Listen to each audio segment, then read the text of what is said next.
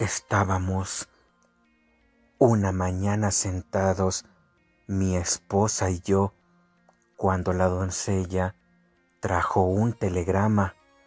Era de Sherlock Holmes y decía lo siguiente: «¿Tiene un par de días libres? Me han telegrafiado desde el oeste de Inglaterra a propósito de la tragedia de Boscombe Valley. Me alegraría que usted me acompañase. Atmósfera y paisaje maravillosos. Salgo de Paddington en el tren de las 11:15». «¿Qué dices a esto, querido?», preguntó mi esposa, mirándome directamente. «¿Vas a ir?». No sé qué decir. En estos momentos tengo una lista de pacientes bastante larga. Bah, Anstruther se encargará de ellos. Últimamente se te ve un poco pálido. El cambio te sentará bien, y siempre te han interesado mucho los casos del señor Sherlock Holmes. Sería un desagradecido si no me interesaran, en vista de lo que he ganado con uno solo de ellos. Respondí: «Pero si voy a ir, tendré que hacer el equipaje ahora mismo, porque solo me queda media hora». Mi experiencia en la campaña de Afganistán me había convertido, por lo menos, en un viajero rápido y dispuesto. Mis necesidades eran pocas y sencillas, de modo que, en menos de la mitad del tiempo mencionado, ya estaba en un coche de alquiler con mi maleta, rodando en dirección a la estación de Paddington. Sherlock Holmes paseaba andén arriba y andén abajo, y su alta y sombría figura parecía aún más alta y sombría a causa de su largo capote gris de viaje y su ajustada gorra de paño. «Ha sido usted verdaderamente amable al venir, Watson», dijo. «Para mí es considerablemente mejor tener al lado a alguien de quien fiarme por completo. La ayuda que se encuentra en el lugar de los hechos o no vale para nada o está influida. Coja usted los 2 asientos del rincón y yo sacaré los billetes». Teníamos todo el compartimento para nosotros, si no contamos un inmenso montón de papeles que Holmes había traído consigo. Estuvo hojeándolos y leyéndolos, con intervalos dedicados a tomar notas y a meditar, hasta que dejamos atrás Reading. Entonces hizo de pronto con todos ellos una bola gigantesca y la tiró a la rejilla de los equipajes. «¿Ha leído algo acerca del caso?», preguntó. «Ni una palabra. No he leído un periódico en varios días. La prensa de Londres no ha publicado relatos muy completos. Acabo de repasar todos los periódicos recientes a fin de hacerme con los detalles. Por lo que he visto, parece tratarse de uno de esos casos sencillos que resultan extraordinariamente difíciles». Eso suena un poco a paradoja, pero es una gran verdad. Lo que se sale de lo corriente constituye casi invariablemente una pista. Cuanto más anodino y vulgar es un crimen, más difícil resulta resolverlo. Sin embargo, en este caso parece haber pruebas de peso contra el hijo del asesinado. Entonces, ¿se trata de un asesinato? Bueno, eso se supone. Yo no aceptaré nada como seguro hasta que haya tenido ocasión de echar un vistazo en persona. Voy a explicarle en pocas palabras la situación tal y como yo la he entendido. Boscombe Valley es un distrito rural de Hertfordshire, situado no muy lejos de Ross. El mayor terrateniente de la zona es un tal John Turner, que hizo fortuna en Australia y regresó a su país natal hace algunos años. Una de las granjas de su propiedad, la de Hatherley, la tenía arrendada al señor Charles McCarthy, otro ex-australiano. Los dos se habían conocido en las colonias, por lo que no tiene nada de raro que cuando vinieron a establecerse aquí procuraran estar lo más cerca posible uno del otro. Según parece, Turner era el más rico de los dos, así que McCarthy se convirtió en arrendatario suyo, pero al parecer seguían tratándose en términos de absoluta igualdad y se los veía mucho juntos. McCarthy tenía un hijo, un muchacho de 18 años, y Turner tenía una hija única de la misma edad, pero a ninguno de los dos les vivía la esposa. Parece que evitaban el trato con las familias inglesas de los alrededores y que llevaban una vida retirada, aunque los dos McCarthy eran aficionados al deporte y se los veía con frecuencia en las carreras de la zona. McCarthy tenía 2 sirvientes, un hombre y una muchacha. Turner disponía de una servidumbre considerable, por lo menos media docena. Eso es todo lo que he podido averiguar sobre las familias. Pasemos ahora a los hechos. El 13 de junio, es decir, el lunes pasado, McCarthy salió de su casa de Hatherley a eso de las 3 de la tarde y fue caminando hasta el estanque de Boscombe, una especie de laguito formado por un ensanchamiento del arroyo que corre por el valle de Boscombe. Por la mañana había estado con su criado en Ross y le había dicho que tenía que darse prisa porque a las 3 tenía una cita importante, una cita de la que no regresó vivo. Desde la casa de los Hatherley hasta el estanque de Boscombe hay como un cuarto de milla y 2 personas le vieron pasar por ese terreno. Una fue una anciana cuyo nombre no se menciona y la otra fue William Crowther, un guarda de casa que está al servicio del señor Turner. Los 2 testigos aseguran que el señor McCarthy iba caminando solo. El guarda añade que a los pocos minutos de haber visto pasar al señor McCarthy, vio pasar a su hijo en la misma dirección, con una escopeta bajo el brazo. En su opinión, el padre todavía estaba al alcance de la vista y el hijo iba siguiéndolo. No volvió a pensar en el asunto hasta que por la tarde se enteró de la tragedia que había ocurrido. Hubo alguien más que vio a los 2 McCarthy después de que William Crowther, el guarda, los perdiera de vista. El estanque de Boscombe está rodeado de espesos bosques con solo un pequeño reborde de hierba y juncos alrededor. Una muchacha de 14 años, Patience Moran, hija del guardés del pabellón de Boscombe Valley, se encontraba en uno de los bosques cogiendo flores. Ha declarado que, mientras estaba allí, vio en el borde del bosque y cerca del estanque al señor McCarthy y su hijo, que parecían estar discutiendo acaloradamente.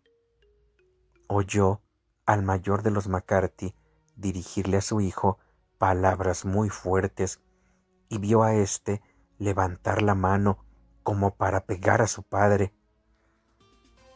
La violencia de la escena la asustó tanto que echó a correr y cuando llegó a su casa le contó a su madre que había visto a los 2 McCarthy discutiendo junto al estanque de Boscombe y que tenía miedo de que fueran a pelearse.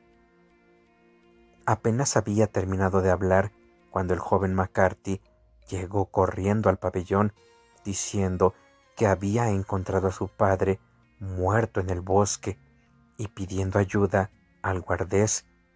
Venía muy excitado, sin escopeta ni sombrero, y vieron que traía la mano y la manga derechas manchadas de sangre fresca. Fueron con él y encontraron el cadáver del padre tendido sobre la hierba junto al estanque.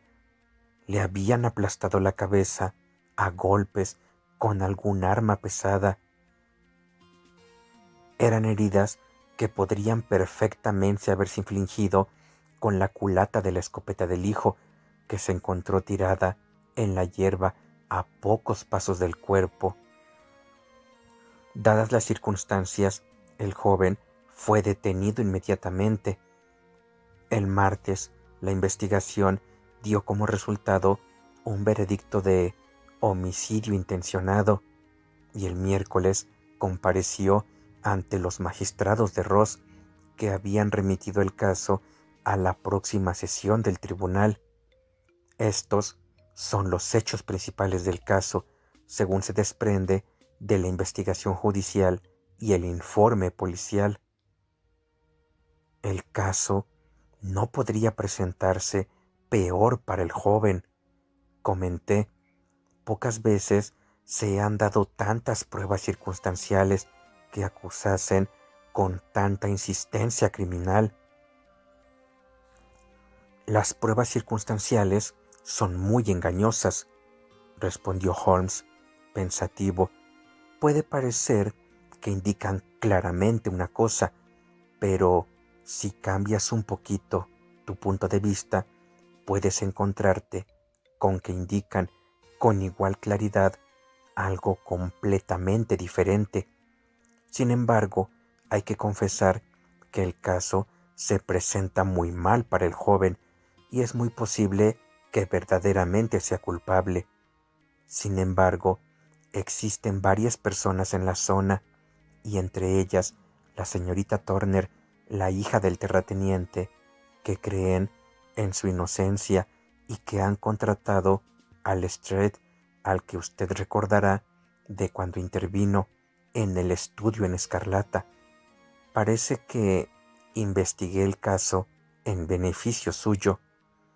Lestrade se encuentra perdido y me ha pasado el caso a mí, y esta es la razón de que dos caballeros de edad mediana vuelen en este momento hacia el oeste a 50 millas por hora en lugar de digerir tranquilamente su desayuno en casa. Me temo, dije, que los hechos son tan evidentes que este caso le reportará muy poco mérito. No hay nada tan engañoso como un hecho evidente, respondió riendo. Además, bien podemos tropezar con algún otro hecho evidente que no le resultará tan evidente al señor Lestrade. Me conoce usted lo suficientemente bien como para saber que no fanfarroneo al decir que soy capaz de confirmar o echar por tierra su teoría valiéndome de medios que él es totalmente incapaz de emplear e incluso de comprender. Por usar el ejemplo más a mano, puedo advertir con toda claridad que la ventana de su cuarto está situada a la derecha, y dudo mucho que el señor Lestrade se hubiera fijado en un detalle tan evidente como ese. ¿Cómo demonios? Mi querido amigo, le conozco bien, conozco la pulcritud militar que le caracteriza.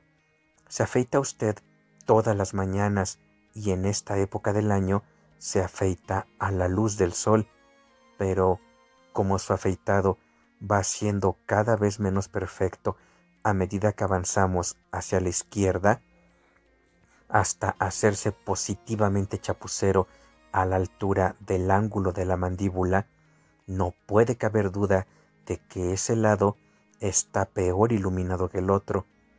No puedo concebir que un hombre como usted se diera por satisfecho con ese resultado si pudiera verse ambos lados con la misma luz. Esto lo digo solo a manera de ejemplo trivial de observación y deducción.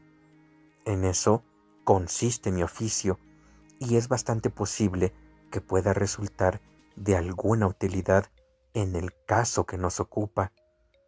Hay uno o dos detalles menores que salieron a relucir en la investigación y que vale la pena considerar. Como que parece que la detención no se produjo en el acto, sino después de que el joven regresara a la granja Hatherley. Cuando el inspector de policía le comunicó que estaba detenido, repuso que no le sorprendía y que no se merecía otra cosa. Este comentario contribuyó a disipar todo rastro de duda que pudiera quedar en las mentes del jurado encargado de la instrucción. «¿Cómo que es una confesión?», exclamé. «Nada de eso», porque a continuación se declaró inocente. Viniendo después de una serie de hechos tan condenatoria, fue por lo menos un comentario de lo más sospechoso. «Por el contrario», dijo Holmes, «por el momento, esa es la rendija más luminosa que puedo ver entre los nubarrones. Por muy inocente que sea, no puede ser tan rematadamente imbécil que no se dé cuenta de que las circunstancias son fatales para él. Si se hubiera mostrado sorprendido de su detención o hubiera fingido indignarse, me habría parecido sumamente sospechoso, porque tal sorpresa o indignación no habrían sido naturales, dadas las circunstancias, aunque a un hombre calculador podrían parecerle la mejor táctica a seguir. Su franca aceptación de la situación le señala o bien como a un inocente o bien como a un hombre con mucha firmeza y dominio de sí mismo.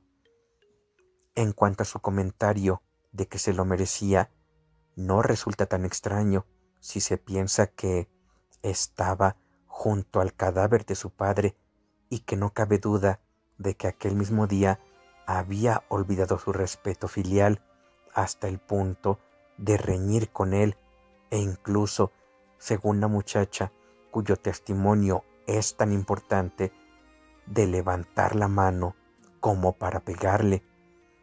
El remordimiento y el arrepentimiento que se reflejan en sus palabras me parecen señales de una mentalidad sana y no de una mente culpable. A muchos los han ahorcado con pruebas bastante menos sólidas, comenté, meneando la cabeza. Así es, y a muchos los han ahorcado injustamente. ¿Cuál es la versión de los hechos según el propio joven? Me temo que no muy alentadora para sus partidarios, aunque tiene un par de detalles interesantes. Aquí la tiene, puede leerla usted mismo. Sacó de entre el montón de papeles un ejemplar del periódico de Hertfordshire. Encontró la página y señaló el párrafo en el que el desdichado joven daba su propia versión de lo ocurrido. Me instalé en un rincón del compartimento y lo leí con mucha atención. Decía así: compareció a continuación el señor James McCarthy, hijo único del fallecido, que declaró lo siguiente: había estado fuera de casa 3 días que pasé en Bristol y acababa de regresar la mañana del pasado lunes, día 3. Cuando llegué, mi padre no estaba en casa y la doncella me dijo que había ido a Ross con John Cobb, el caballerizo. Poco después de llegar, oí en el patio las ruedas de su coche. Miré por la ventana y le vi bajarse, y salir a toda prisa del patio, aunque no me fijé en qué dirección se fue. Cogí entonces mi escopeta y eché a andar en dirección al estanque de Boscombe con la intención de visitar las conejeras que hay al otro lado. Por el camino vi a William Crowther, el guarda, tal como él ha declarado, pero se equivocó al pensar que yo iba siguiendo a mi padre. No tenía ni idea de que él iba delante de mí.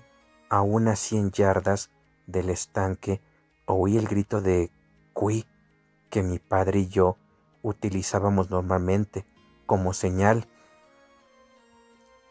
Al oírlo, eché a correr y lo encontré de pie junto al estanque.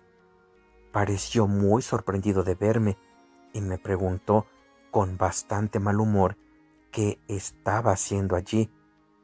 Nos enzarzamos en una discusión que degeneró en voces y casi en golpes, pues mi padre era un hombre de temperamento muy violento. En vista de que su irritación se hacía incontrolable, lo dejé y emprendí el camino de regreso a Hatherley, pero no me había alejado ni 150 yardas cuando oí a mis espaldas un grito espantoso que me hizo volver corriendo. Encontré a mi padre agonizando en el suelo con terribles heridas en la cabeza. Dejé caer mi escopeta y lo tomé en mis brazos, pero expiró casi en el acto. Permanecí unos minutos arrodillado a su lado y luego fui a pedir ayuda a la casa del guardés del señor Turner, que era la más cercana. Cuando volví junto a mi padre, no vi a nadie cerca y no tengo ni idea de cómo se causaron sus heridas. No era una persona muy apreciada a causa de su carácter frío y reservado, pero por lo que yo sé, tampoco tenía enemigos declarados. No sé nada más del asunto. El juez instructor le dijo a su padre algo antes de morir. El testigo murmuró algunas palabras, pero lo único que entendí fue algo sobre una rata. El juez: ¿cómo interpretó usted aquello? El testigo: no significaba nada para mí. Creí que estaba delirando. El juez: ¿cuál fue el motivo de que usted y su padre sostuvieran aquella última discusión? El testigo preferiría no responder. El juez: me temo que debo insistir. El testigo: de verdad que me resulta imposible decírselo. Puedo asegurarle que no tenía nada que ver con la terrible tragedia que ocurrió a continuación. El juez: el tribunal es quien debe decidir eso. No es necesario advertirle que su negativa a responder puede perjudicar considerablemente su situación en cualquier futuro proceso a que pueda haber lugar. El testigo: aún así, tengo que negarme. El juez: según tengo entendido, el grito de Cree era una señal habitual entre usted y su padre. El testigo: así es. El juez: en tal caso, ¿cómo es que dio el grito antes de verle a usted, cuando ni siquiera sabía que había regresado usted de Bristol? El testigo, bastante desconcertado: no lo sé.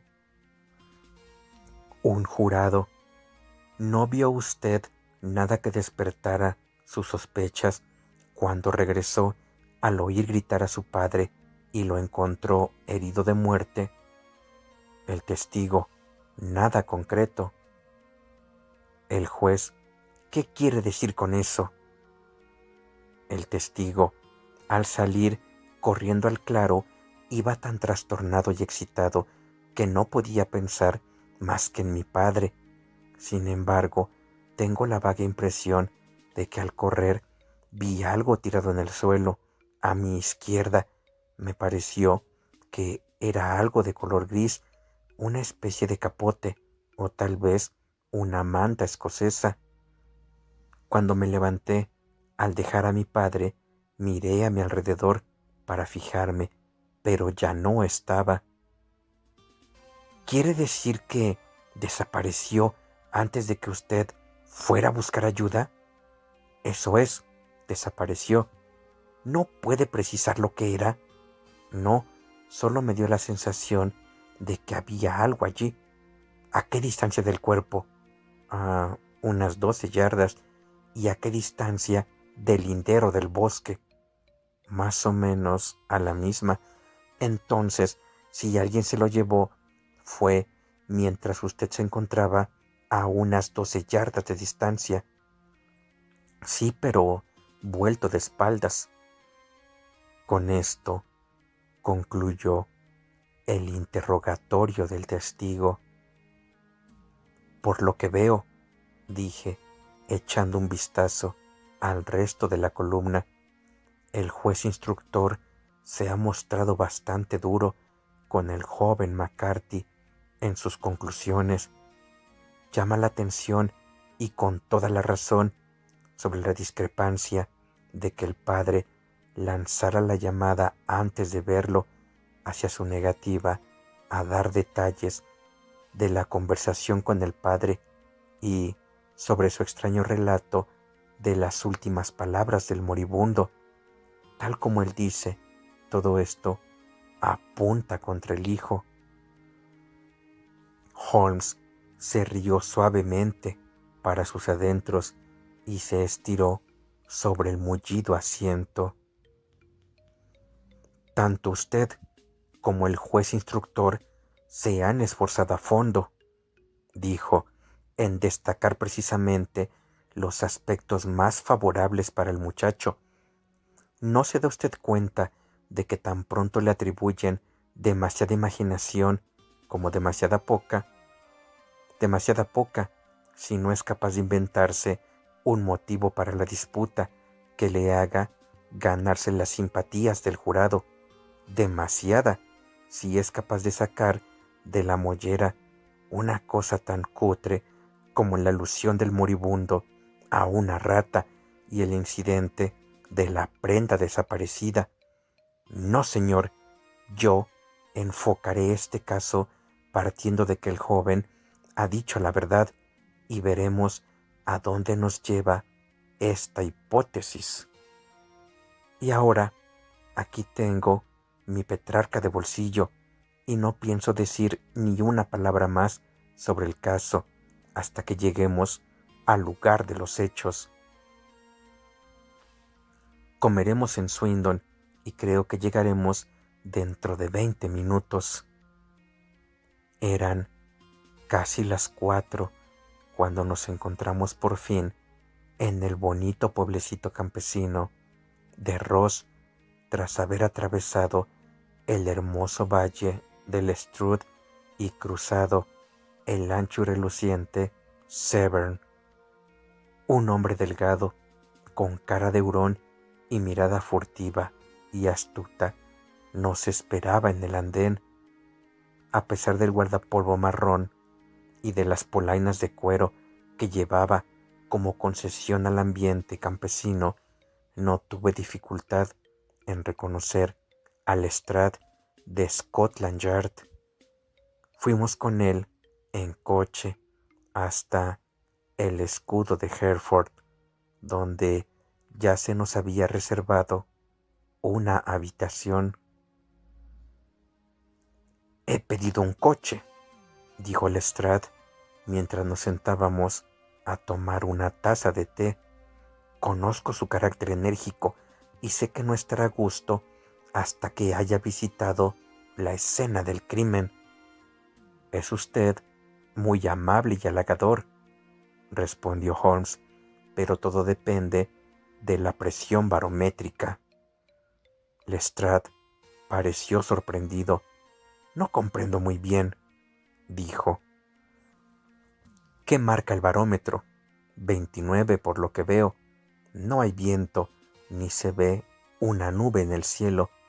Tengo aquí una caja de cigarrillos que piden ser fumados, y el fofá es muy superior a las habituales abominaciones que suelen encontrarse en los hoteles rurales.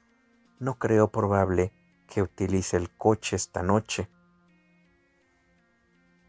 Lestrade dejó escapar una risa indulgente. Sin duda, ya ha sacado usted conclusiones de los periódicos, dijo. El caso es tan vulgar como un palo de escoba, y cuanto más profundiza uno en él, más vulgar se vuelve. Pero, por supuesto, no se le puede decir que no a una dama, sobre todo a una tan voluntariosa. Había oído hablar de usted e insistió en conocer su opinión, a pesar de que yo le repetí un montón de veces que usted no podía hacer nada que yo no hubiera hecho ya. Pero caramba, ahí está su coche en la puerta. Apenas había terminado de hablar cuando irrumpió en la habitación una de las jóvenes más encantadoras que he visto en mi vida. Brillantes ojos, color violeta, labios entreabiertos, un toque de rubor en sus mejillas, habiendo perdido toda noción de su recato natural ante el ímpetu arrollador de su agitación y preocupación. «¡Oh, señor Sherlock Holmes!», exclamó, pasando la mirada de uno a otro, hasta que, con rápida intuición femenina, la fijó en mi compañero. «Estoy muy contenta de que haya venido. He venido a decírselo. Sé que James no lo hizo, lo sé, y quiero que usted empiece a trabajar sabiéndolo también. No deje que le asalten dudas al respecto. Nos conocemos el uno al otro desde que éramos niños y conozco sus defectos mejor que nadie, pero tiene el corazón demasiado blando como para hacer daño ni a una mosca. La acusación es absurda para cualquiera que lo conozca de verdad. Espero que podamos demostrar su inocencia, señorita Turner, dijo Sherlock Holmes. Puede usted confiar en que haré todo lo que pueda. Pero usted ha leído de las declaraciones, ha sacado alguna conclusión, no ve alguna salida, algún punto débil. ¿No cree usted que es inocente? Creo que es muy probable. ¿Ya lo ve usted?, exclamó ella, echando atrás la cabeza y mirando desafiante a Lestrade. ¿Ya lo oye? Él me da esperanzas. Lestrade se encogió de hombros. Me temo que mi colega se ha precipitado un poco al sacar conclusiones, dijo. Pero tiene razón, sé que tiene razón. James no lo hizo. Y en cuanto a esa disputa con su padre, estoy segura de que la razón de que no quisiera hablar de ella al juez fue que discutieron acerca de mí. ¿Y por qué motivo? No es momento de ocultar nada. James y su padre tenían muchas desavenencias por mi causa. El señor McCarthy estaba muy interesado en que nos casáramos. James y yo siempre nos hemos querido como hermanos, pero, claro, él es muy joven y aún ha visto muy poco de la vida. Bueno, naturalmente, todavía no estaba preparado para meterse en algo así. De ahí que tuvieran discusiones, y esta, estoy segura, fue una más. ¿Y el padre de usted?, preguntó Holmes, ¿también era partidario de ese enlace? No, él también se oponía. El único que estaba a favor era McCarthy.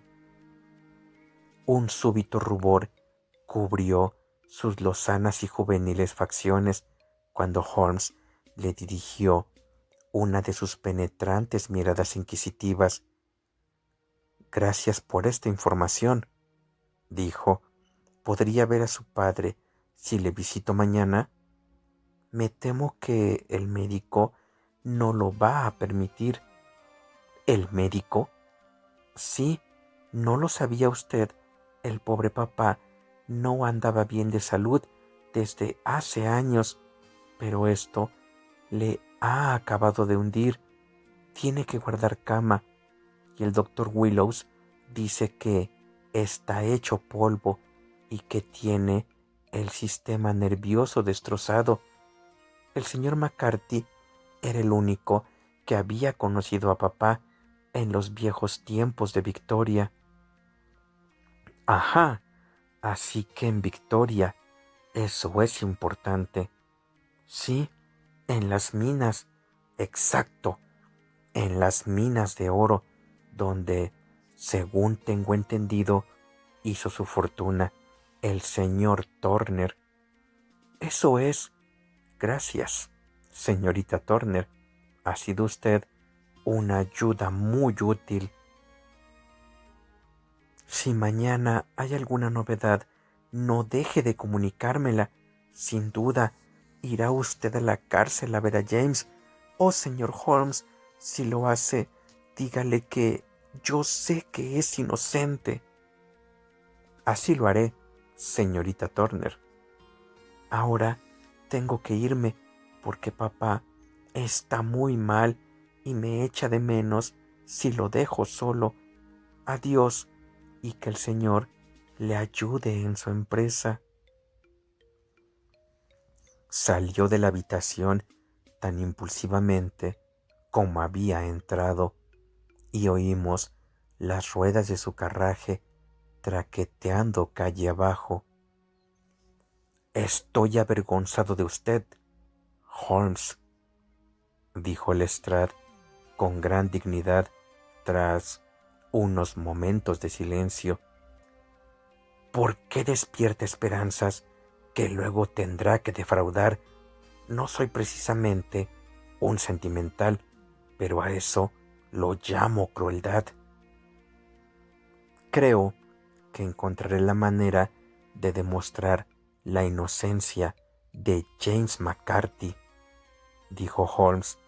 ¿Tiene usted autorización para visitarlo en la cárcel? Sí, pero solo para usted y para mí. En tal caso, reconsideraré mi decisión de no salir. Tendremos todavía tiempo para tomar un tren a Hereford y verlo esta noche. De sobra. Entonces, en marcha. Watson, me temo que se va a aburrir, pero solo estaré ausente un par de horas. Los acompañé andando hasta la estación y luego vagabundé por las calles del pueblecito, acabando por regresar al hotel, donde me tumbé en el sofá y procuré interesarme en una novela policíaca. Pero la trama de la historia era tan endeble en comparación con el profundo misterio en el que estábamos sumidos que mi atención se desviaba constantemente de la ficción a los hechos y acabé por tirarla al otro extremo de la habitación y entregarme por completo a recapacitar sobre los acontecimientos del día. Suponiendo que la historia del desdichado joven fuera absolutamente cierta, qué cosa diabólica, qué calamidad absolutamente imprevista y extraordinaria podía haber ocurrido entre el momento en que se separó de su padre y el instante en que, atraído por sus gritos, volvió corriendo al claro. Había sido algo terrible y mortal, pero ¿por qué? ¿Podrían mis instintos médicos deducir algo de la índole de las heridas? Tiré de la campanilla y pedí que me trajeran el periódico semanal del condado, que contenía una crónica textual de la investigación. En la declaración del forense se afirmaba que el tercio posterior del parietal izquierdo y la mitad izquierda del occipital habían sido fracturados por un fuerte golpe asestado con un objeto romo. Señalé el lugar en mi propia cabeza. Evidentemente, aquel golpe tenía que haberse asestado por detrás. Hasta cierto punto, aquello favorecía al acusado, ya que cuando se le vio discutiendo con su padre, ambos estaban frente a frente. Aún así, no significaba gran cosa, ya que el padre podía haberse vuelto de espaldas antes de recibir el golpe. De todas maneras, quizá valiera la pena llamar la atención de Holmes sobre el detalle. Luego teníamos la curiosa alusión del moribundo a una rata. ¿Qué podía significar aquello? No podía tratarse de un delirio. Un hombre que ha recibido un golpe mortal no suele delirar. No, lo más probable era que estuviera intentando explicar lo que le había ocurrido. Pero, ¿qué podía querer decir? Me devané los sesos en busca de una posible explicación, y luego estaba también el asunto de la prenda gris que había visto el joven McCarthy. De ser cierto aquello, el asesino debía haber perdido al huir alguna prenda de vestir, probablemente su gabán, y había tenido la sangre fría de volver a recuperarla en el mismo instante en que el hijo se arrodillaba, vuelto de espaldas, a menos de 12 pasos. Qué maraña de misterios e improbabilidades era todo el asunto. No me extrañaba la opinión de Lestrade, a pesar de lo cual tenía tanta fe en la perspicacia de Sherlock Holmes que no perdía las esperanzas en vista de que todos los nuevos datos parecían reforzar su convencimiento de la inocencia del joven McCarthy.